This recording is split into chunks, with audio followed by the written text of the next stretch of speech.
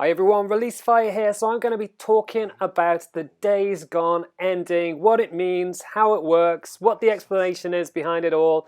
And while the main story ending of Colonel Garrett getting poisoned by Sarah is fine enough, you're probably not here to get the meaning of that explained. Instead, you're probably looking for more info on the endgame O'Brien secret ending, which twisted the storyline into new possibilities and paved the way for a very different adventure in the sequel to Days Gone, which is bound to be on the way in the next couple of years or so. I'm going to try to make a little bit of sense out of that for you, so if the video helps you understand the meaning of the end, then drop us a like below. But firstly, Sarah's research contributed to the creation of the infection. It was stolen by her colleague, and when he took it to a conference, he infected loads of people there, which spread the virus even further. The general gist of the secret ending, which you can see on the screen now, is that somehow in the intervening couple of years, O'Brien has become infected, and it turns out that his mutation of the virus has advanced further in him than anything we've seen in the rest of the Freakers. He tells Deacon that the evolution of the virus is increasing at an exponential rate, which means it just keeps going and going and going, and that his superiors knew about it all along. Shock, horror, O'Brien is a freaker.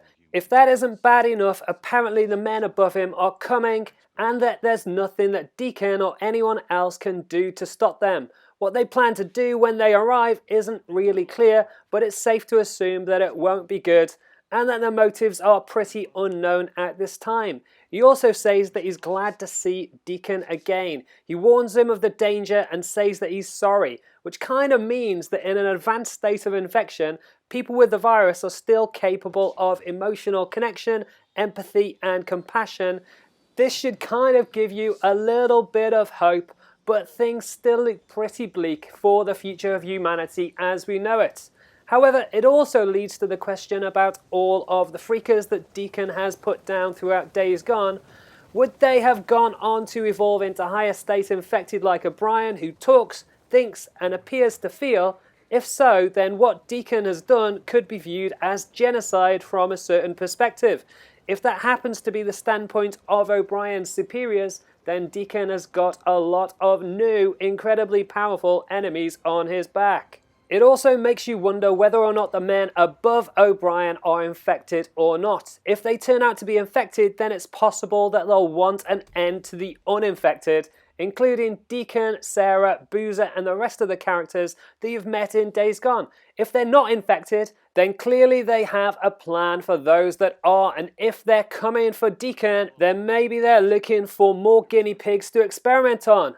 Looking back on the game, O'Brien certainly risked Deacon's life a number of times to find out more about the rest of the Nero research, and now it appears he had a personal stake in it all after all. Maybe he wants to reverse the process somehow, or maybe he just wanted to get to the bottom of things a little more. However, I don't think his motives are necessarily bad. He had lots of opportunities to kill Deacon, knowing what we know about him now, and he warned Deacon that they're coming, so you've kind of got to assume that he's not all bad, despite looking a bit like a shaved scrotum. Finally, looking ahead to the potential sequel, we're expecting even more mutations on the virus. You can see in the cutscene that O'Brien has some enhanced abilities from his jump up to the helicopter, but we don't know how far they go. We're expecting things to get pretty freaky in Days Gone 2 with bigger, scarier, and even more dangerous enemies for Deacon to face. So that's it. That's my take on the Days Gone ending explained. Let me know what you think in the comments below, and make sure you drop me a like if you've enjoyed the video. All of your support is massively appreciated, so keep it coming.